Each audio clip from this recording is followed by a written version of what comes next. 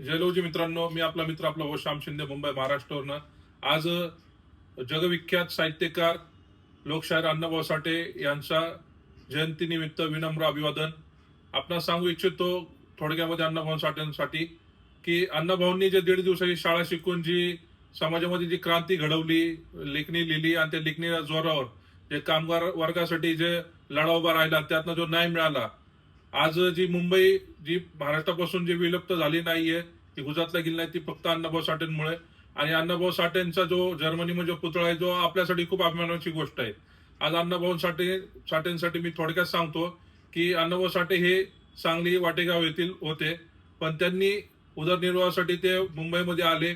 आणि त्यासोबत एक समाजामध्ये आपलं जे असतं ना, देणं असतं काहीतरी, त्यासाठी त्यांनी स्वतः घरचा न विचार करता त्यांनी समाजासाठी लढला आणि आपल्या समाजातील लोकांना ओळख निर्माण करून दिली. अशा महामानवास त्यांच्या जयंतीनिमित्त विनम्र अभिवादन करतो मी.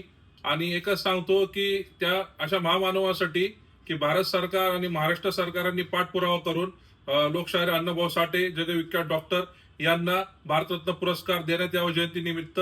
ही सर्व समाज बांधवांना कळकळीची विनंती आहे की आपणही या गोष्टीला पाठपुरावा करा आणि लवकरात लवकर लोकशाहीर जगविख्यात लोकशाहीर अण्णाभाऊ साठे यांना भारतरत्न द्यावा, ही शामभाऊ शिंदे युवा मंच आणि सर्व समाज बांधवांतर्फे नम्र विनंती. धन्यवाद.